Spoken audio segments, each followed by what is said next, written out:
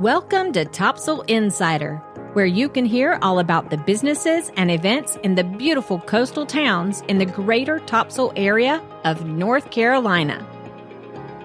Coming up, when you think of great customer service, surely at the top of your list is Disney. Well, today we have the ex-Disney guy and America's best customer experience coach and a leading authority on tourism and hospitality, sharing how he can help you and your team transform your existing service level into something magical for your customers. Stay tuned. We have Mr. John Formica in the studio today on Topsail Insider.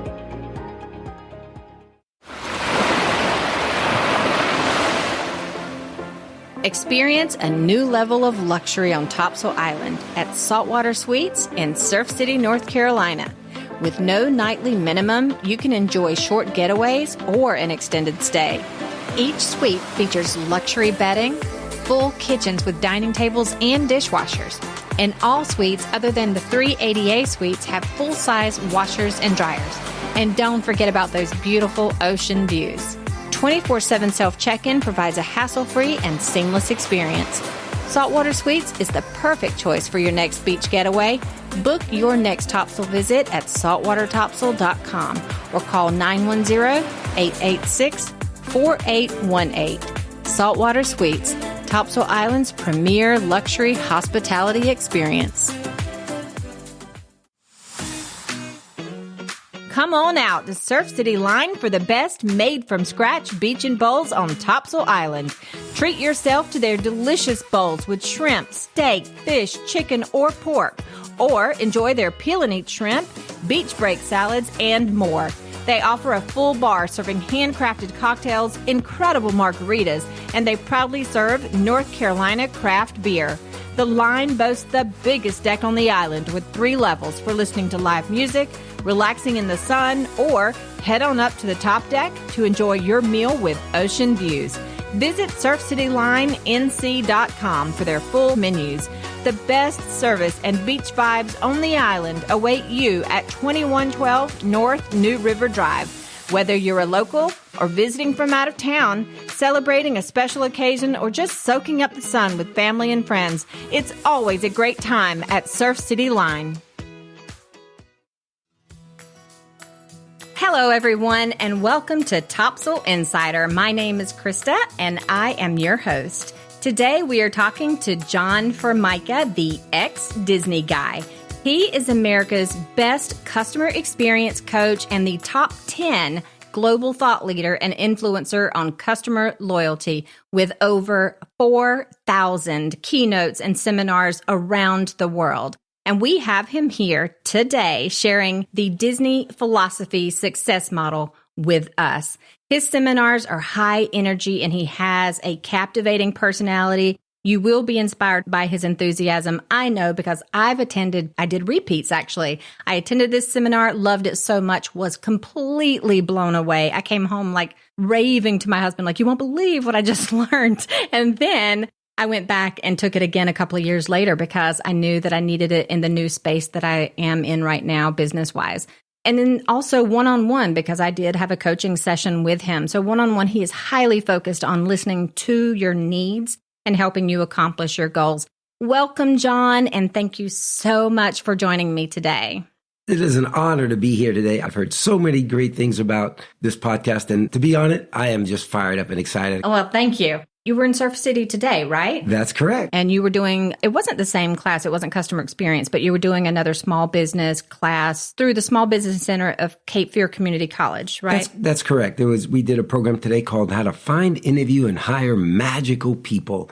8 steps to never have a bad hire again. I love it. I would like to talk about what you do and why you do it. So you are called the ex-Disney guy for a reason. You have over 25 years working in the hospitality industry, and 10 of those years was Disney World, right? That's correct. I'm kind of old there. Many years. I started when I was 3 years old, I think, something like that. But no, my background is I grew up in New York, and as a child, I always wanted to be a park ranger. That's what I wanted to be when I grew up, and I wanted to hang out with Smokey. But I was a city slicker boy from New York. and got a scholarship to play soccer at West Virginia University. And, oh, that's cool. And Chris, I didn't even know West Virginia was a state. It was so far out of my comfort zone. And they convinced my dad and I to take a recruiting trip. We drive 15 hours to Morgantown, West Virginia. And as soon as I pulled in, I totally fell in love with the campus, the state, the people. And I tell everybody that's when I became a country boy because I was no longer a city slicker. And they had a great recreation and parks program. In fact, top 5 in the country. So I figured I'd get a great education as well. But unfortunately, it never happened. When I graduated, I got a letter from the National Park Service telling me that 350 people would have to die before I ever became a park ranger. So that's a long time to wait. And I was an ambitious young person. So I floated around with some campgrounds that I was helping manage. And then I finally got the opportunity to work for Hyatt Hotels. How did you get to Hyatt? I was a general manager of a pretty large campground thinking, okay, you're pretty high up there. But when I wanted to join the hotel industry, I started from the bottom and I was the assistant manager on duty on third shift. Think about, they need anybody to fill that shift. And they felt sorry for me, I guess. But it was a great learning experience. And Hyatt was a great company. And I just worked my way and I kept doing different things and managing different department levels, different size hotels. They kept moving me around in the Washington, D.C. area. But I had this strong ambition that I've just been always, anything I've done as a child, even today, I just want to be the best at what I can do, and which means I got to learn, I got to be a sponge. And I wanted to be Hyatt Hotels' youngest general manager. That's what my goal was. And I was just pedal to the metal. That's what I'm going to do. Until my boss told me that wasn't going to happen. It was pretty disappointing, but it wasn't that it wasn't going to happen because I wasn't good enough. It was, there's some things you have to do before you become a general manager. And I said, what do I have to do? Tell me what I have to do. Because I want to be a general manager someday. And he said, John, the best thing to do is we love you here. You're doing a great job, but there's sort of a progression that you need to follow. He said, if you can open up new hotels for Hyatt, when they open up new hotels and you can get on that task force, it's pretty good because not only is it a lot of work, but corporate gets to know you. And if you don't screw up, they get to know you. And then you open up another hotel and your name gets out there. So luckily, there was a new hotel opening up right outside Washington, D.C. It was called the Bethesda Hyatt in Bethesda, Maryland, which is a suburb of D.C. Yeah. And so I opened that hotel. They gave me this task. I was in charge of the outdoor public areas and garage. So my job was to make sure they were ready to go, it looked clean from that standpoint. I said, okay, take me down. So, the construction that goes on in a hotel, the garage is like the last that anybody even cares about. Because that's where the construction goes in. They store things that don't belong. It's hidden. But yet, man, every night I would be washing down. I was sweeping. I would throw trash away. This garage, you could eat off the floors. It was awesome. The grounds outside the front of the hotel, which is not a lot of grounds anyway. And I run across the vice president of Hyatt Hotels, senior vice president. And he says, he sees me at 11:30 at night and I'm going to broom sweeping the garage. Yeah. And he said, what are you doing? And I said, I'm in charge of making sure this garage stays clean. And these construction people are just tearing it up. And I want to make sure it's clean. He said, this is the cleanest garage I've ever seen. So I met him. We talked a little bit and it turned out to be great. Did you know who you were speaking with? No, at the time I didn't know who I was speaking to. But lo and behold, I found out, which was a great experience. But he then put me on the task force to open up the Park Hyatt Hotel, which is their first 5-star hotel. And I was in charge of housekeeping of the entire property. Where was that one? In Washington, D.C. as well. Mm-hmm. And so I opened up that, and then they had me open up the Grand Hyatt, which is a huge, large convention hotel attached to the convention center in a different aspect of it. And they got to know who I was. They shipped me off to Chicago. That's where the home office was. They had some projects for me. They wanted me close by. Everything was great. And then out of nowhere, that's when the Disney company came calling. So it was a great experience. Opening hotel is exhausting because you get very little sleep because you're under a deadline. Got to get it open. And there's things that are going to go wrong are going to go wrong. Of course. And so it was a great learning experience. And it was true. I got exposed. So I'll take you back. Like you said, you were in Chicago, and then that's when Disney came along. Tell me about that Krista, meeting. I can remember this day as if it was yesterday. Really? I was a manager managing the front office of the Hyatt O'Hare at the airport, Chicago. Okay. It's a factory. 1,100 rooms, 400 check-in, 400 check-out every night. It's just massive, just coming and going. I'm doing that. And I get a call. It was February. It was 17 degrees below zero. And I got a call from someone from Orlando, Florida. What? What's your first name? When someone from Orlando, Florida calls you, the first question they asked was, how's the weather in Chicago? I don't know who this was. Krista, I said, who is this? I'm freezing my butt off. Like, why do you want to know? Yeah. Next thing out of their mouth, oh, this is the Disney company. The Disney company. And they called specifically for you. For me. And it was just an initial call from the HR, just to find out if I have interest, if there's something I'd be thinking about doing. And they said, we're about to explode in the resort division. We're looking to expand and hire from outside. We've heard great things about you, that you've opened up hotels before. From whom? It's not true. It can't be your bosses. I later found out that Disney hired another manager who was on the task force of one of the hotels. And so they asked him, hey, do you know anybody? We're going to need to fill these positions and being in the right place at the right time. And so they said, would you be interested in joining us if it's right? And I was, what? 17 degrees below zero in Chicago? Yeah. How long did it say? Let me think about that. Yes. Can I pay you to hire me, right? So after grueling interviews, and literally I had an HR person in the initial phase. Then I had an HR person who asked me more of those HR type questions. Yeah. And then they invited me to Orlando for 2.5 days of interviews. Yeah. So I go to Orlando for these interviews, and lo and behold, I find out I have 8 interviews on one day, every hour on the hour, and 8 interviews on the second day. Oh my gosh. 1 hour on the hour, ranging from that's intense. Hourly employees, a panel of hourly employees, to the senior executive vice president of Disney. And I'm thinking, I guess I'm not working here because I can't fool 16 people. I can fool maybe 5. I can't fool 16. And it was exhausting, but it was a great experience. But it really taught me that Disney, they were going to make sure it's right. They're not going to just hire anybody. And I use that in my coaching and my training programs. Think about you as a business. If you're known out there to just hire anybody, guess who's going to show up? Yeah. Anybody. And you want to hire a quality candidate, make them know that we don't just hire anybody. You got to want to really work here and prove to us that you can. And so it was grueling. I actually left, didn't think I got the job. Can I ask you something about this interview process? So I've seen you give your presentations and you seem like a man with zero fear. You get up there, you're very confident, and you exude that confidence when you're speaking, and you're doing over 4,000 speaking engagements. I have to think, have you always been like this, or is this just over the years gaining that confidence? Like, how did you feel in that moment speaking with the top executives of Disney? Great question. I've always felt comfortable. I guess I have the gift of gab. I think I just got it from my mom. Used to be a professional singer, was on radio in New York many years ago in the 40s. Maybe I got it from her, but I've always been easy to talk to in front of people. So maybe that was pretty good. I've always, from the training perspective and being doing keynotes and everything else, I always felt comfortable doing it. I did training for my own staff. Even as a general manager, I would do training orientation parts because I wanted them to learn from the right way of doing things. Did I ever think I'd be doing this professionally? No, that wasn't ultimately what I fell into. But so I felt comfortable, but I got to tell you, it was intimidating when you looked at the list.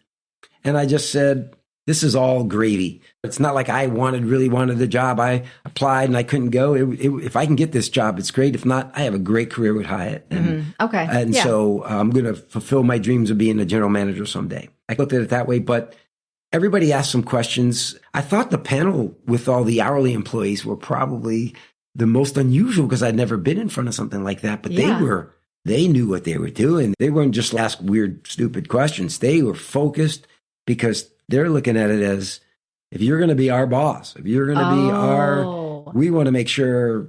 I was wondering why they were doing that. That's really interesting. A lot of questions on team and culture and how do you deal with this situation and those sort of things. It wasn't that, they're just hourly employees. I can really snowball them. Don't they know who I am? It was, I had to really give them the respect because they did their homework and they knew what they were doing. And it was funny that the last person was the senior vice president. And you think you'd be a little nervous. And I was, gosh, this is pretty cool. But it was the last one. And this is what he said to me. He said, so you survived.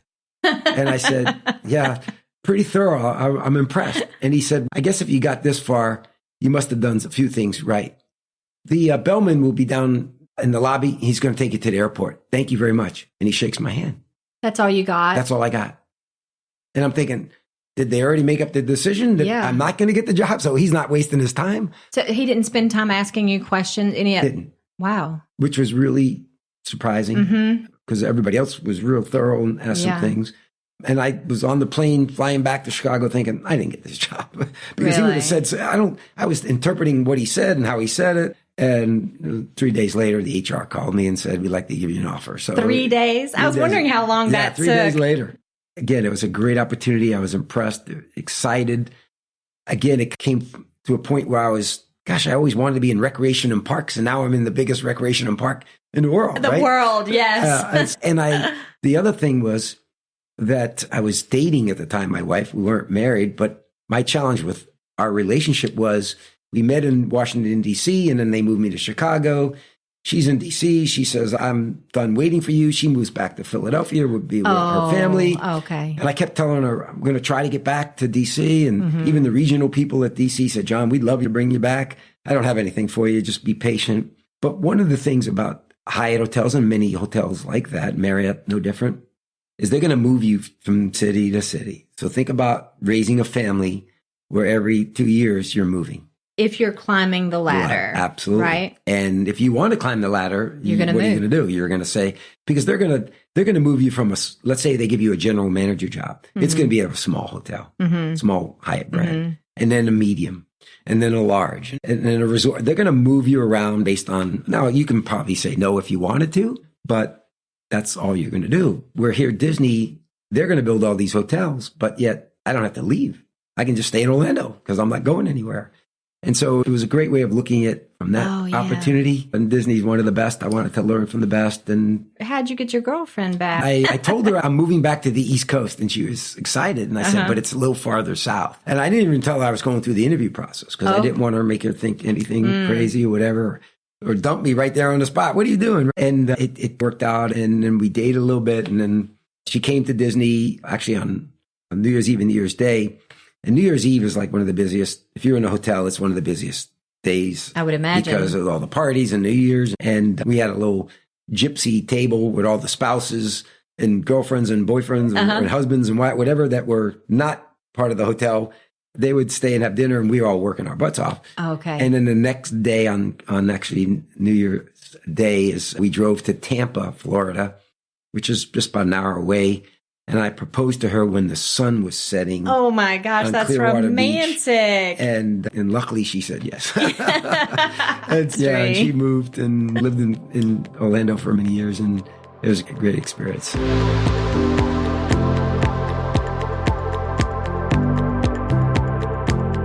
So I want to hear about Disney and how you progressed through those resorts. But I will say that while you were at Disney, you achieved the highest guest satisfaction rating among all Disney World resort hotels, which is amazing. And you were also selected to co-chair, and you assisted in the company-wide rollout of the Disney Guest Satisfaction Program. You were all about that guest satisfaction customer experience. Was it from the beginning or something that you picked up in the Disney career when you first started with them, and then you got better at it throughout the years, or... Having the hotel background with Hyatt, which is a top-notch hotel, and I was at their full-service hotel. So hospitality and customer service and yes, sir, yes, ma'am, all that, making sure your hotels are pristine. And so I already had that aspect of it. Disney puts it on steroids because they're going to make sure. Now, at Hyatt, I dealt with the business traveler, the convention guest. And if something went wrong, obviously you fix it. You try to apologize as best you can and maybe give them some drink coupons. But they're never coming back again because they were just there for business or they're just there for a convention. At Disney, you can't have anybody go away unhappy because that's a memory of a lifetime. So Disney takes the customer experience and puts it on steroids because the whole show is the experience, and it's all got to be top notch. It's got to be the best. It's got to be memorable. It's got to be magical. When you leave the park, the magic doesn't stop just because you're back at the hotel. Absolutely. The magic continues in the whole hotel experience too. That's right. And so when the interesting thing was when I opened up Disney hotels, when I first got to Disney, we had 4 hotels and a campground. That was it. But we had 16 brand new hotels on the drawing board. Oh my gosh. And my job was to open up each of the new hotels. All 16? All 16, hire the staff, train the staff, and then build a team that would create great experiences. Yeah. So I learned from the ground up what an experience is, from what it needs to look like, what people have to act like, what they have to respond to, good, bad, and ugly. And so it was an overdose of this experience, but yet I was a sponge. I think I'm a born server. I always love serving people, maybe to a fault, because people take advantage of me sometimes, but I don't care. I've been born to serve people. And if I do that, I feel good. I can sleep at night. Is there a Disney boot camp? It's great training and you learn from the best, but no, there's not you don't go away on a boot camp or anything like that. Good, great idea. Maybe I should pitch that. But you just learn, you learn from the best. You learn before the hotels opened. I would spend time with hourly cast members at the other hotels that were already open, learning exactly what they do and how they do it. I would clean rooms with housekeepers. I would slug luggage with the bellman. Got it. I'd park cars. I would serve coffee in restaurants. That was the boot camp. It's part of my training. But you learn, you want to know why everything happens. And it's all choreographed to be part of the show. So you just can't be good at one and not have a bad experience somewhere else. It's all seamless. And so learned a lot from that aspect, but it was how I got these awards. It wasn't me. It was, I tell people, we had great success. Was it because I was a great manager? No. We had a great system and we had great people. And you put those in place. You don't need great managers. You just need people to help them and knock down those barriers and support them and encourage them and troubleshoot anything that's going to possibly go wrong to make their jobs easier. That's really your role as a Disney manager. In one way, to a fault, a general manager of a Hyatt hotel is so different than a general manager of a Disney hotel. A Hyatt hotel is freestanding. You need to put heads in beds. You are the marketing. You are everything. You're in the community. You got to worry about conventions. You got to worry about rate management. You got to worry about sales. You have a sales director. It is crazy. At Disney, as a general manager, there's departments that do all that. All I have to do is manage the hotel, make sure everything's running right. And the guests are satisfied. Your employees are satisfied. The building's satisfied. That's it. I didn't have to worry about sales. I didn't fill the hotel. Did you find that your life was easier? Oh, gosh, less pressure to do that because I could just do what I do naturally, and that is take care of the customer experience. I was just very fortunate. I tell people as a leader, and I teach this and I coach this, your success is based on 2 things as a leader. The people you surround yourself with and the ability to get things done through others. And at Disney, hire great people. And then as a leader, create an environment where they want to do it, not have to do it, and they'll get things done.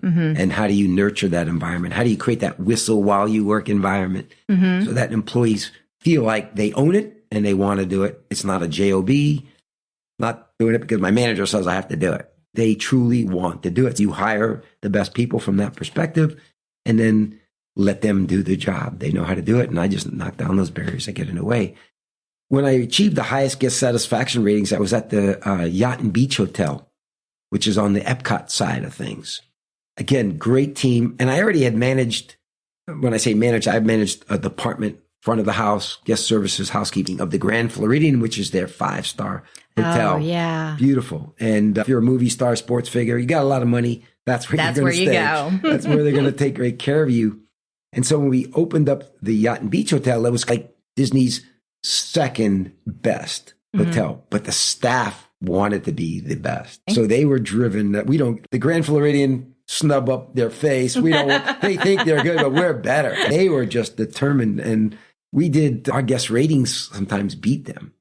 That's awesome. And in fact, the best guest rating was typically when you fill out a survey at Disney, one of the questions they ask, would you return on a future visit and stay at this hotel? That's typical. You're measuring loyalty, right? Did you do a good enough job that they would want to come back? believe it or not, because we were building so many hotels every year, 2 hotels a year or whatever in some cases, people took that question differently. And they said, we love the hotel, but we want to go to that new hotel. We want to try the other ones too. Yeah. So on a scale 1 to 10, 10 being the highest, many of us in all the other hotels, we would get like an 8.5, an 8.6 score. Now, every other score and everything else was 9.8, you're doing great. But it's not anything to panic. We understand why they're doing that. Yeah. At the Yacht and Beach, I got 98%. Wow. And how did you do that? And I said, we're just giving them great experiences. And it really caught the eye of the Disney Institute, which is their professional development team. They wanted to put a program together called Customer Loyalty Disney Style that they could teach the professionals all over the world. And they said, can we pick your brain? We want to put this together. What are you doing? Because you achieved the highest guest satisfaction ratings ever. Yeah. Okay. And so I gave them some things that we were doing. And then they asked me if I would be part of their pilot program. And it was a great experience. But because of some of those things, and again, then I could be part of that chairmanship to roll out the program because we are walking the talk. But again, it wasn't John Formica. I didn't make the beds. I didn't check people in. I didn't serve coffee. My staff did. Yeah. But as a leader, if you can get them to do the things you want them to do and they do it great, you're going to be in better shape. So that's what we did from that standpoint. You also, do you give seminars that are just for the leaders and teach them how to be great leaders? Absolutely. Because it's all part of the formula. The Disney success model is one piece made up of a lot of pieces. And those other pieces support the model. So you can have a great, for instance, this is a typical scenario. I'll do a training program for, let's say, all the staff and managers on creating a great experience in their business, their organization, whatever it might be. And then a lot of times the leaders will come up to me and say, John, this is great. I love this. Boy, I can't wait. I love your ideas. I never thought of that. But John, how do I get my people to do that? That's a leadership perspective. Oh. And so I teach Walt Disney's leadership strategies on how at Disney World, we got 75,000 people to be all focused on one common goal, and that is to make people happy, right? And so those skill sets are different than anything else. And many people move up. Business owners are great at owning the business, but they don't know how to manage people. Or maybe a new manager doesn't have those skills. So I try to help them through that process. But I imagine that might be a little hard to hear for the leadership to say, oh, that's a you problem. Yeah. And I've told many leaders are they taking it back all the time? What are you doing as a leader or you're not doing as a leader? Yeah. And leadership is about constantly learning. Walt Disney said, once you stop learning, you stop leading. Meaning that Walt Disney and the company itself gave us lots of opportunity to grow and learn and take seminars and get books for free. And oh, really? Because they want leaders to learn. That's cool. Because you get stagnant and you think you know it all. And how do you handle this situation? And what do you do here? And employees are all different. And yes, we had great employees at Disney, but 75,000 of them, they're not all great. There's going to be some challenges. Yeah. And how do you deal with those? And all of those things were part of that learning process. But that's what Walt and the company invests in their people. And I try to tell owners of businesses, you need to invest in your business, invest in people, because they're the greatest asset. And invest in yourself, be a better leader that you can do. And a lot of it boils down to that purpose. What is the why? Why do you want to work for Disney? Right? Why do you get hired to work at Disney? Because people ask, how do they maintain it? How do they sustain this magic all the time? How do you get your employees to do this, John, right? The purpose is that you get hired to make people happy. And if you don't want to make people happy, then you're not going to be a good fit at Disney. You won't be able to work there. And if I, as a leader, can't help you grow by making people happy and give you the tools and the resources to make people happy, you're going to be a frustrated employee.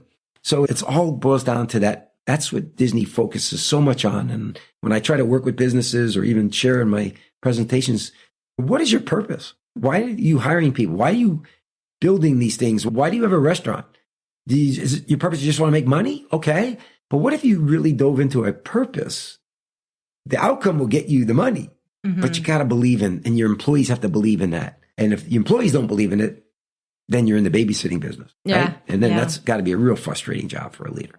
You were telling me, you were speaking at the seminar, and you were saying that everyone from top to bottom at Disney is involved in creating that experience, even to picking up a piece of trash on the floor. Disney has core values of things that are non-negotiable, and it's talked about during the hiring process. It's decided in the selection process. And Walt Disney said everybody that gets hired at Disney has to do two things: make people happy and pick up trash. Right? Oh, okay. I didn't know he'd boiled it down to two He things. boiled down to two things. Now, there's a lot more than that, but if you do those two things, and Walt was a true believer of walking the talk, and he picked up trash, and it's amazing. People say Disney's so clean. How do they keep it clean? Yeah. You might remember this from the workshop. I tell people there's 75,000 people that work at Disney. How many of those are hired to pick up trash? And people will say 10,000 people or 20,000 because I figure there's a lot of people that pick up trash. And I tell them 75,000. We all have to pick up trash. And if 75,000 people pick up trash, what are you and I going to say about the park? It's so clean. It's clean, right? And when I was at Disney, Michael Eisner was our CEO. We saw him pick up trash. And he didn't do it because people were looking. He did it because he's a fellow cast member, and we all do it. And love that. It's the message that the owner, the leader, the manager, the supervisor has to understand is, I don't want you to do it to say there's not anything I wouldn't do that I'm asking you to do, because that sounds like it's selfish. No, you do it because it's the right thing to do. And I'm part of the team. Yeah. And I don't have a title. I'm a cast member, as Michael Eisner would say. Because we didn't call them employees, we call them cast members. And that's part of that model that I try to help businesses understand, that if you create a purpose that is so great, people do it because they want to, not because they have to. So what led you to transition from your highly successful run at Disney to becoming a highly sought after coach and speaker?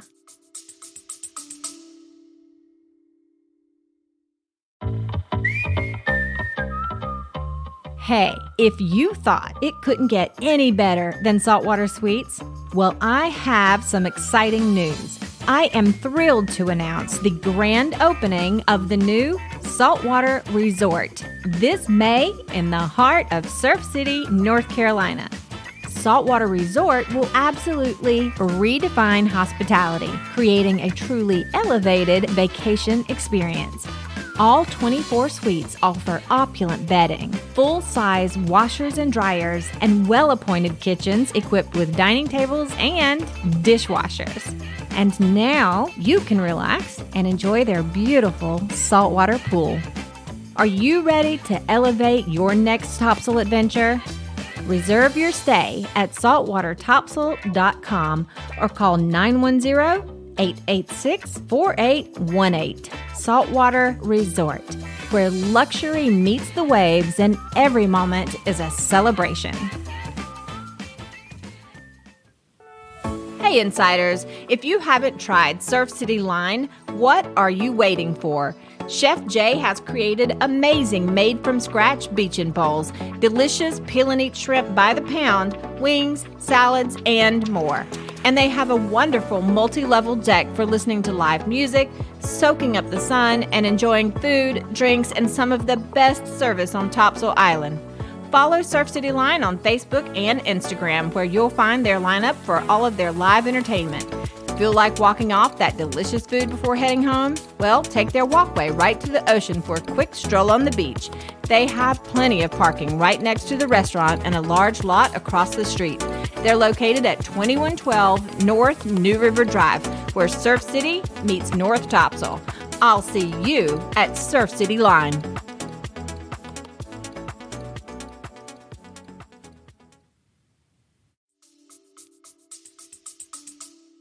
It wasn't something that I always dreamt of doing. It wasn't something that was always on my list to do. It was basically, I left Disney to become the general manager of the largest convention hotel right here in North Carolina. Oh, really? And it was, I don't know, do I want to leave Disney for that? Sounds good. It's an ego thing. But everything fell into place between family, moving to Charlotte was a great opportunity. My wife's family lived in Charlotte, her sister, so we had cousins that could grow up together. Yeah. So there was a lot of things that fell in line. But my intriguing thing that made me want to take on that position was does the Disney model work outside of Disney? Can I take everything I learned at Disney and even Hyatt for that matter? Can I create my own John Formica hotel at this hotel in downtown Charlotte? Can I make that work? And so that's what made me make that step as a career to say, okay, can I do that? What I didn't realize, it was one of the most dysfunctional hotels I've ever seen. I don't even know how they made any money. I don't even know how they were. It was terrible, so terrible. And I didn't know how bad it was, but I still thought, I can do this. I can do this. And it was so bad, Krista, that the first couple of days I'm walking around the hotel and I'm looking at the front desk clerks, and during checkout, they would never ask the typical Hotel 101 question. When you check out, you ask, how was your stay? Was everything okay? I think the Motel 6 even asked that question, okay? And here it is, the largest convention hotel, they wouldn't ask this question. So I'm walking around and, okay, it's not just one person forgot to ask it. This is nobody's asking. So I went up to the front desk staff and I huddled them together. I said, I noticed that nobody asked this question. Is there a reason? And they all looked at me and said, oh yeah, we were told not to ask that question. Really? Why? Because of the answer that the guests were going to give, which meant it was a bad experience, which meant then they felt bad. They might have wanted some compensation. Right. So their general manager just said, don't ask the question. We don't have to worry about it, which is terrible, right? Mm-hmm. How do you operate a hotel that way? And so I said, guess what? Starting today, we are going to ask that question. And I gave him my business card. And if anybody has a problem with their stay, you tell them, general manager will come contact them, or whatever it might be. So it was changing the mindset. It was getting the right people on the bus, the wrong people off the bus, and making sure people were in the right seats. It was all of those. They had no training. They had no attention to detail. Cleanliness was deplorable. But yet they were the best. They were the largest convention, which meant if you had a large convention that you want to house all of the guests in one place and have the convention all in one place, there was no other place in North Carolina to do it. Right. But they weren't coming back. I think now I understand what you said earlier. Like, it is easier to step into a hotel from scratch than it is to come in and fix it. Absolutely. Because you have to change the culture. Yeah. And so some people bought into it and others didn't. And it wasn't that they were bad people, but if we're going to do it, this is what we need to do.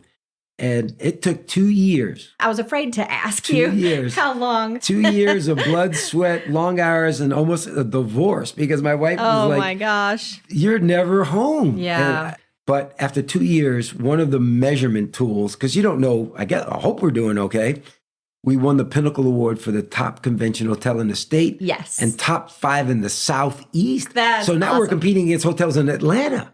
And so that was like, wow, the model works. The model works. And I was fired up and excited to take it to the next level. Yeah. Let's go for our 4-star, 4 diamond, because it wasn't even rated. I think there were 3 maybe, and unfortunately the owner and I did not see eye to eye. He could care less. Oh, really? He just wanted heads and beds and how much money is in the check-in account, right? That's all he cared about. So that's when I said, okay, I've done my job. It works. I got offered to work for another hotel company that opened up multiple hotels, and I was their regional person. So I would, as they opened up, I would hire general managers and we do all that. And then believe it or not, I got asked by an assisted living company. And this owner says, I heard great things about what you do. I have an assisted living company that we're about to burn it down because it's so bad. We're on probation. Do you think you can fix it? Now you're the guy who can turn it around. I didn't know what assisted living was, right? So I said, if you let me use the Disney model, he goes, I don't care what you do, but if it doesn't work, I'm burning the building down. Oh my gosh. It was, again, another challenge. Because it was, you give a score, F through A, F, you're out of business. They were a D. Wow. They were on probation. And the ombudsman actually moved her office to the location because she was there almost every day with violations that were happening, complaints, all kinds of stuff. And you're talking about people's lives. This is hotel guest has a bad population. Hotel has a bad guest. Okay, we fix it. Somebody could die in an assisted living if if they're not cared properly, right? Yeah. So it was a whole nother world that I had to learn. But I become the administrative executive director. Of course you did. And we went from 38% to 92% in how many years? 2 years. 2 years. We did it in 2 years. And it's still standing today. They never blew up the building. It's one of the, it's still great. Did they keep your system in place? For the most part, yes. They've gone through some changes. Every once in a while I get a call. But again, it's sustainable if you can put the time and effort and want to sustain it, right? Mm-hmm. And unfortunately, you get turnover and they come up with their new systems. I think this is better. And so a lot of that gets watered down. And that's when I realized, Krista, that, gosh, I'm enjoying helping all these companies, but I'm an employee.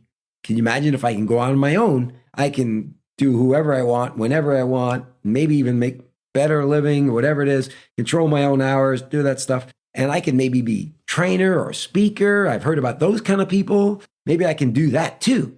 And that's where I took that leap of faith and said, all right, this is what I'm going to do. But Krista, I had no clue how to do it. I did. And so I ate a lot of peanut butter and jelly sandwiches and tuna fish out of the cans. Oh, and bless your heart. my wife wondering, when are you going to get a real job? I'm supporting us.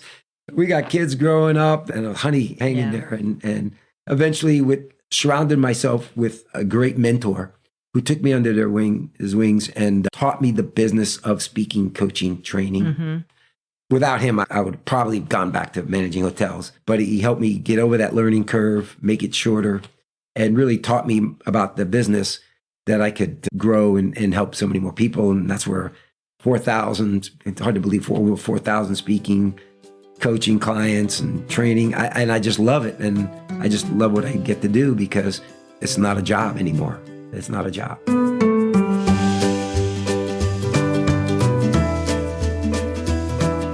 So let's talk about the services that you offer for business coaching and for the keynote speaking and so forth. Tell me a little bit about those services. It's interesting, Krista, because it's turned into a business model for me. I love speaking at conferences, being a keynote speaker, being in front of people. I've been fortunate and grateful to be, largest audience was 12,000 people at a keynote in Vegas. Oh my God. That's a big rush. It's great. You feel good. I won't lie. Financially, it's a great win as well, right? For those big conventions, it's exciting. But what I found was once I would give a keynote, people in the audience would come up to me and say, could you help me? I have a company that needs help, or I love you to do training for my staff, or my leaders need help, whatever it might be. So it turned into the next phase of my business, which is training and coaching. So keynotes, I have lots of different keynotes. I try to make them high energy, high impact. I don't do PowerPoint nausea. They're all fun stuff. I learned from the great, and my mentor was Walt Disney. Never met the guy. Of course, he died when I was 10 years old, but I always lived up to his philosophies and constantly, even to this day, always still learning. And Walt Disney said something. He said, people learn more when they're entertained. I can't juggle. I can't sing. I can't do any magic tricks. So the only way I know to entertain them is to give my energy, have fun, exciting. So they're going to get some great content when I do keynotes and those sort of things. But they're going to have fun and we're going to be engaged. And I throw out magic wands at the audience. I was going to say, we're totally engaged. It's interactive. Yes. Yeah. And that's me. That's my personality. I want to do that. So that's what my keynote is. And then I guess people think that would be great. Can you come to my business? So then that might lead to training or seminars. And I'll do workshops for any kind of organization. I tailor them to their industry, anywhere from auto service repair shops to car dealerships to restaurants to all kinds of ones. I've done the small business centers, whatever it might be. Because again, I'm a server. There's so much that I've been through. I've learned. I've made a ton of mistakes. I don't want anybody else to make those same mistakes. So I love those workshops. And so I love doing training workshops. We know training workshops could be anywhere from an hour, 2 hours, half day, full day, whatever they might be. I can do any of those. But the next challenge is, okay, do you want me to come in, roll up my sleeves, we'll do a great workshop, and then go home?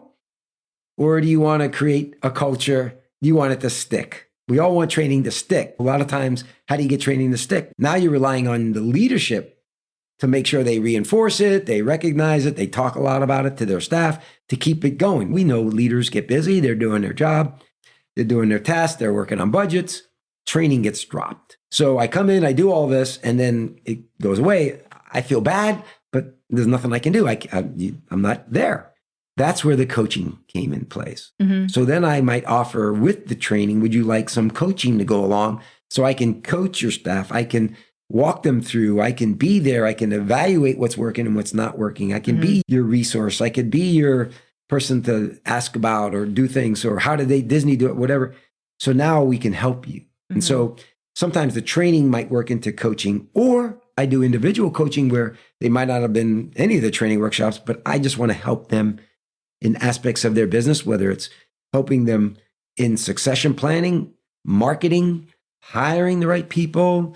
Sometimes I'll walk through an entire journey of their customer experience and we'll rewrite their journey. Yeah. Every touch point, we're changing it because all they're doing is what everybody else is doing. I want to differentiate them from everybody else.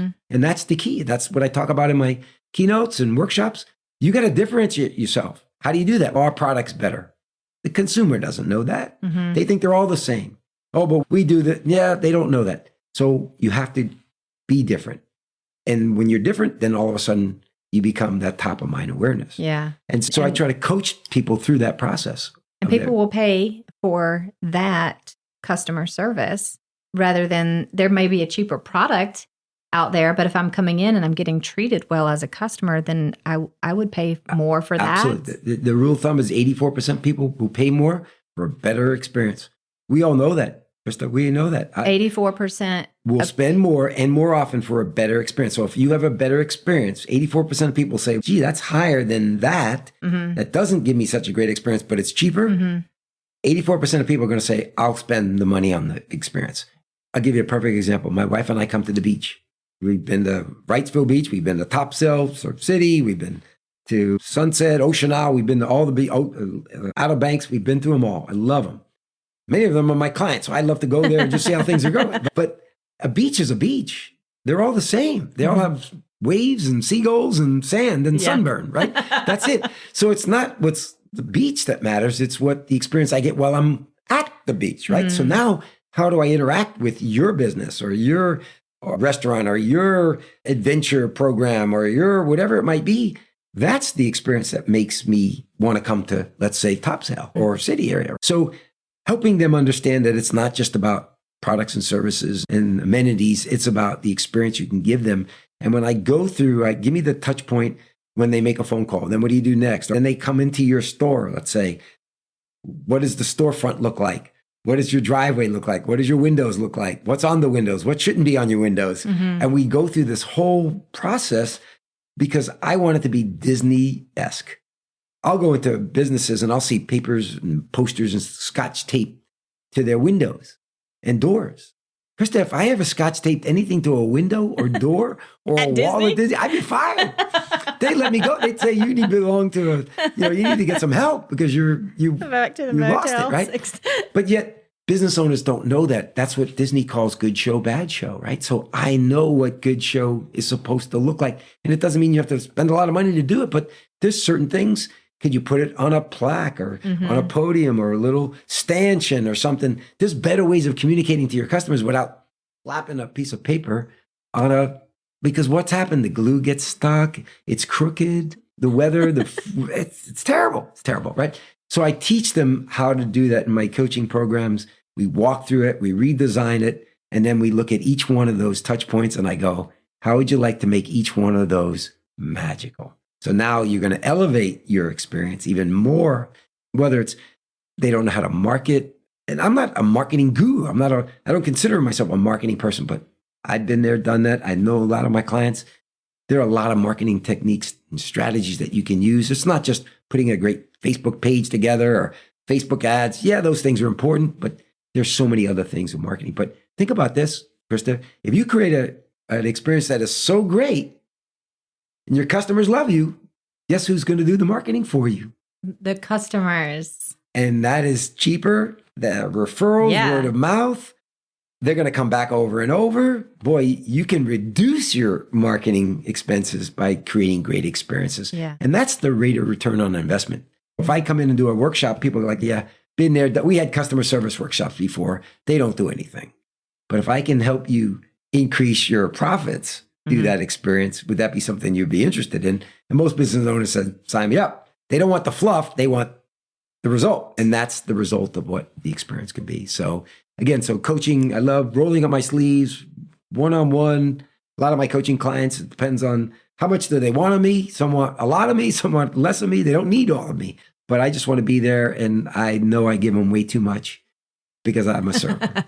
So they call me anytime. I got a problem. I say, let's go. How do you figure out if it's the right fit? I always look at my coaching staff, or the people that I coach have to have 4 criteria. They have to be resourceful. In other words, it's not easy what you got to do. So you got to be, if you're going to run into roadblocks, are you resourceful to go around it or figure things out? Mm-hmm. Most business owners, they can figure it out. That's why they got to be a business owner. But I want them to be resourceful. I also want to be coachable. I'm going to teach them things. You got to try to do those things. You got to want to be able to do that. You got to be coachable. Listen to my ideas. I'm not perfect. Maybe I want to listen to your ideas, but you got to be coachable. The third thing is you got to work hard. I don't have any magic formula. I might throw out magic wands, but I'm sorry to tell everybody they don't work. you got to make them work, right? You got to put a little bit of effort into that. So I want them to realize that there's some work to do, and I'm going to hold them accountable to that work if they want me to. If they don't want me to hold them accountable, that's fine. It's your business. And then the fourth thing is my coaching members are assets to the community. And what I mean by assets to the community, we've created a mastermind of my coaching members who all help each other. Okay. And nobody's after each other. And you might be in an auto service repair shop. Somebody might be, let's say you're in the podcast. And so you might be on a coaching call with a bunch of other of my coaching members, and we're all talking about things. And you go, have you ever thought about being on a podcast to help market your business? Interesting. Yeah. And that person in the auto service repair shop goes, I never thought of that. So you didn't do it to be on your podcast because that person might be in Ohio and your podcast is not going to reach Ohio yet. I'm sure it will someday. One day. That's right. But you're giving them the idea because you're a giver. Mm-hmm. So if everybody gives ideas, or let me share that with you, or I tried that, it didn't work, but let me tell you what I did that made it work. So those are the 4 criteria. And if anybody falls into those, I promise you, I will give them 100%. They will be successful, or I give them 100% of their money back. Wow. Because I can't sleep at night knowing that I shortchanged you in some way, shape, or form. But again, I can't do it for you, right? Is there a consultation? Yeah, I do a free consultation. I call it the discovery call. What I try to do is solve your biggest challenge. Let's see if we can deal with that one first, give you some ideas, and then you realize, gosh, what if he could help me solve some more of my problems? Mm-hmm. Maybe I can. And I just love to do that. And again, I just want them to be successful, but I can't do it for them. They have to be able to want to do it. And once they realize that there's opportunity to get the results they want, somebody helped me years ago. If I didn't get that help, I would not be here today. Mentorships, coaches, they're not all about a business model. They're there, if you get the right one, they're there to make you successful. So we have talked about the customer experience. What are some of the other topics that you cover? Like we shared earlier, sometimes it's on leadership, and we want to make sure you can lead the right people. So it might be leadership and coaching, finding and hiring the right people, because that's a big thing. It's the elephant in the room today, right? You can't find people that want to work, and there's so many jobs, and how do you get those people? So I teach how we hired 75,000 people at Disney to do it. And so hopefully you don't need 75,000 people. You only need a few. But it's part of that, or how to build relationships, how to connect, be likable and memorable. In a program I call You Can Do That in 30 Seconds. And so that people will remember you, or your staff, or maybe even you're a leader, you can be more likable as a leader so that you can get things done through others. Creating a whistle while you work environment. There isn't any owner I know out there that doesn't work really hard and their team works really hard. At Disney, I tell people it was the hardest job I ever had in my entire life. It was exhausting and it never ended. You're always full, you're always busy, but I loved it and I had fun, and I always made sure my staff had fun. Right? And there's a difference between having fun and being funny. Mm-hmm. Being funny sometimes is not the right thing to do, but so how do you have fun at work? How do you create an environment where people want to do it and they're excited about doing it every day? Imagine if you can have your staff come to work whistling while they work, right? Mm-hmm. And that's, people at Disney would whistle when they came to work because they just love what they do. Was it hard? Absolutely. But we just made that environment. And I even have some motivational topics that can be used for whether it's inspiring a team, or even I shared it with businesses or entrepreneurs. It's a program called Dream, Dare, Believe, and Do. And it's actually a quote from Walt Disney. And I share it about dreaming big, right? If you are an entrepreneur, you got to dream big, right? If you're a student, you got to dream big. If you're on a team, you want to dream big. You want to win that championship. That's the big dream, right? If you don't want to win the championship, why are you even playing, right? Doesn't mean you're going to win it, but that's the ultimate goal. Maybe there's some other ones along the way. So you need about dreaming big. And what happens, Krista, when we get older, what happens to our dreams? They die because work gets in our way, life, kids, family. And what happens? We don't think it's possible anymore. And then why do we stop dreaming? We stop dreaming because we've heard all the people tell us you can't do it. Yeah. And then maybe they're right. Maybe they're right. I'm sure maybe people told you can't do podcasts, right? Why? You don't know anything about that. What are you going to do? Their intentions are good, but they squash your dreams. So I show them how to overcome those challenges. The daring part is you have to take risks. And it's not going to be easy, and it's going to be out of your comfort zone, and you're going to learn things. And you might eat peanut butter jelly sandwiches. That's right. And so you got to dare yourself to take those risks because the reward is going to be great. Believing is about believing in yourself. Affirmations, visualize yourself already being successful, hang around good people, read good books and podcasts and literature that's going to keep you going. And then lastly, nothing happens unless you do it. You got to take that first step. And sometimes that's the hardest. So it's a fun program from that. I do a lot of colleges and universities with that one. But I'll tailor any program. A lot of companies will say, could you do a little of this, a little of that? Yeah, the answer is yes, all the time. Okay. The goal has got to be what they want. And I work with all budgets, anything from a 45-minute to all day. It doesn't make a difference. I just add more stories, more activities, more engagement, more exercises, more fun, the more time we have.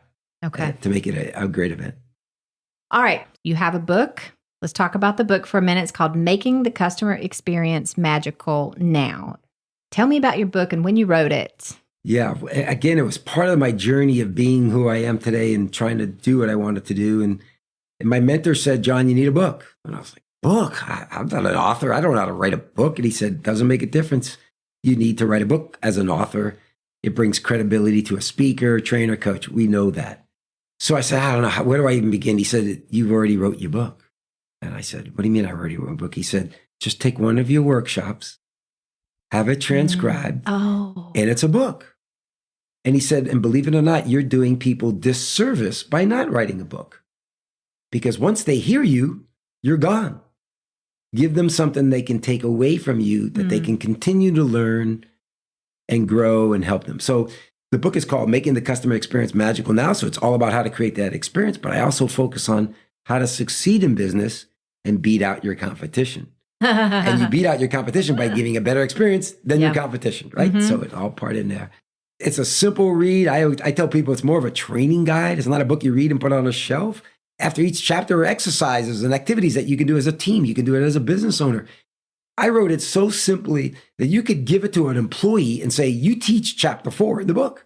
Oh, I like that. And they can do that Mm-hmm. because there's exercise that you can do as a group. And so that was my goal, because we all know books, we read, and then what do we do with these books, right? So I wanted a book to use from cover to cover. You can go back and forth. And so that's where I wrote the book. It's not going to win a Pulitzer Prize, but it became a top seller. I think I've sold over 25,000 books. Oh my God. And since it's been there. But again, the goal is I just want to give them a resource to do that and to learn. So that's where it came from. I got another book in me. I've just been too busy to get through that, but I hope to do that. You know what it's going to be about? It's going to be more of, if Disney ran your business, what would it look like? And it's going to talk about. Well, when are you going to start on that one? It started. It's just, unfortunately, I've been busy, which is a good thing. Fortunately, you've been busy. Which is a good thing. But I'm a perfectionist from a standpoint. I want it to be really good. I don't want to be the same book I just did, so it's got to be different things, but we'll see. We'll see how it comes. And then the other thing that I found that people, after, whether I do a keynote or a workshop or whatever it is, that I want to make them successful. Not everybody can be a coach. I get it. Not every client's going to turn into a coach. I get that. But I want to do whatever I can to continue the journey of learning. So the book is one way they can continue to do that. Another thing I've created was my newsletter blog. It's called The Magic Minute. And it's just something you could read, watch, or whatever in 30 seconds or less, maybe a minute, maybe if it's a little long one. But it's just a quick something you could read and you can say, wow, we could do this in our company. We can do this in our business. Or sometimes it's, are we doing that in our business? So it gives thought to what's going on. I try to do it once a week. It goes out sometimes every other week based on my travels or what's going on. But I get people that say, when's the next one? Because I'm having a meeting coming up and I use your magic minutes for meetings. So they'll share something that I talked about. And it could be anywhere from creating a better magical experience. It could be on hiring. It could be on leadership. It could be about marketing. It could be on all kinds of things. In fact, I was asked to do an interview on how is AI affecting the customer experience. And as a top 10 global thought leader, people think I know all the answers. And I said, I got to tell you, AI is new to me too. I'm high touch, not high tech. So there's ways that we could use AI that will enhance the experience. There's no doubt. But I also tell anybody, and I'll still stand this to this day, the human connection is still king. Mm-hmm. And people want touchy-feely. I want to be able to know who I'm talking to. And now I don't even know who I'm talking to because of AI. Is this a bot? Is this a AI person? Is it really Krista on the phone? I don't know. We can't be afraid of it. We have to embrace it, use it to our advantage. But we can't say that's going to be the answer for everything because our clients, our customers are all different. Some are going to be very AI literate. Others are going to be, I don't even know what AI stands for, right? So we want to make sure we have that happy mix. So I try to be fresh and current, but it's just a great way. They can just go to my website, which is just johnformica.com. And it's JOHNFORMICA.com. And you just scroll down, you can sign up. And to encourage you to sign up, I give you 3 training videos on top of that. Because I really want you to get this magic minute because it's going to help you. So the training videos are free, the magic minute's free. I don't sell you anything, but it's just a great way to continue the journey because we all know we get busy. If I can be a feather in your hat to help you through this journey, that's what those are for.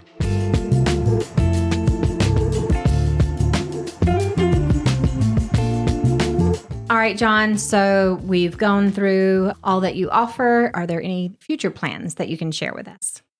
Besides the book, hopefully coming out before I'm dead, maybe, I don't know. But no, it'll come out. But my future plans is, again, just trying to realize that there are so many other industries out there that I don't even know that I could help. And I'll share with any business owner, you need a niche. Don't be too wide and broad in what you do because then you're not considered that expert. Everybody could use your services, sure, but who really needs your services? And that's what I focused on and really made my business successful. But I want to focus on other areas that I can be more of a service and help people be successful. And it may not just be business. It could be nonprofits. It could be organizations that their cause is great. I've actually picked up a couple of coaching clients who are nonprofits, and I want to help them build their nonprofit organization. But we have to run it like a business, and they don't know how to run it like a business. So I'm kind of helping them through that process. I do a lot of things for schools and universities, and because there's a lot of similarities. So that's my goal, is try to figure out who else I can help. I want to continue to help small businesses and organizations and tourism communities.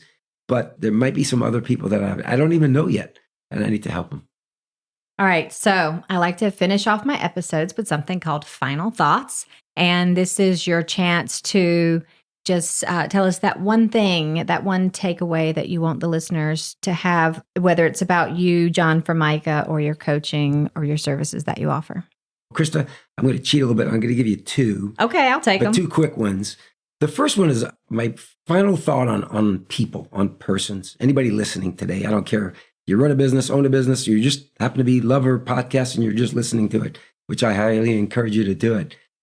I want you to think about what your purpose is in life. What is your biggest passion? What is it that you love to do? And figure out a way how you can continue to do that. Maybe it's a hobby. Maybe that hobby might turn into a business, perhaps. We only get one chance in life to do what we love to do. I'm grateful. I'm living my dream. I'm doing this. I want you to do it too, but sometimes we get so busy, we don't even think about it. And so find out, what is your purpose? What do you love to get up in the morning and do? Can you make a living of it? Then that's something to think about. But even if it's just something you do more of, then I want you to do more of. And it could be volunteering for a church. It could be doing the homeless shelters or whatever it might be. Or it could be my mom used to do knitting and crocheting. And she just, as the older she got, that's all that kept her really active. That was her only thing, but she loved to do it. She made little baby blankets that we donated to hospitals. Again, she loved to crochet. There was something that it was worth her living because she kept saying, I got so many more to do. I got so many more to do. And that's what keeps us all young. That keeps us vibrant. So think about what it is, because if you can do, even if you're an hourly worker, be passionate about what you do. Be the best hourly worker you can do. If you're a restaurant server, be the best server. If you wash dishes, be the best dishwasher. If you drive an Uber, be the best Uber driver. Be the best. Don't just go through the motions, because again, you only get one time in life to do that. So personally, think about that and take pride in what you do. And the other thing is, as a business, don't be afraid to ask questions and don't be afraid to get help. And I'm not talking about help from me. I'm talking about help from so many other resources out there. The learning curve will be shorter, but nobody knows all the answers. I don't know all the answers. Nobody knows all the answers. So what can you do to learn? And maybe it's get some help. And help could be a book. It could be listening to a podcast. It could be attending seminars and workshops. It could be hiring life coaches, business coaches, health coaches, whatever it is. I learned early on that I think I would have been even more successful had I done that early on. Ask for help. Ask for help. Luckily, I had really good mentors in my career I had some tough mentors that used to kick my butt and say, you don't have a clue, John. You got to get out there. What are you doing? What are you, stupid? But you know what? I needed it. I needed to be kicked in the butt. And then I had others that took me under arm around me and said, it's going to be okay. I know you're frustrated. Let me help you through this process. And I needed that combination.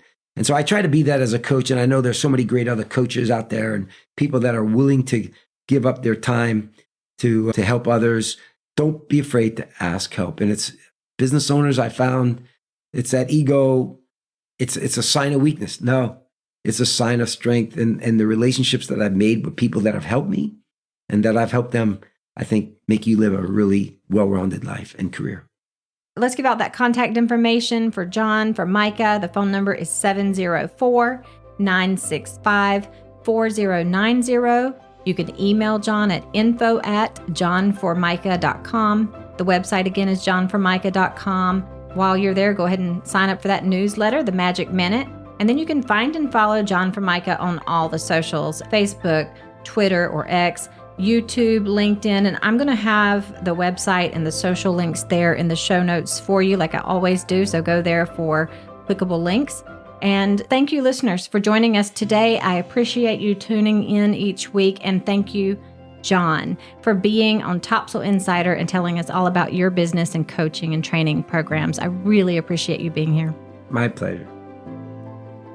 Hey, if you enjoyed today's episode of Topsail Insider, please show your support by clicking the follow or subscribe button on your favorite podcast listening platform. You can also follow us on Facebook, Instagram, Twitter, and YouTube. Please also go to topsailinsider.com and join our mailing list by clicking on the Make Me a Topsail Insider button. While you're there, you can click the Send Me a Voicemail button and let me know exactly what you're thinking. Your message just might be on an episode of Topsail Insider. You can email me at krista@topsailinsider.com or call or text me at 910-800-0111. Thank you for listening and supporting Topsail Insider and our local businesses and nonprofits. These are our neighbors and our friends, and together we build a mighty and a beautiful community I'm super proud to be a part of. I'll see you around Topsail.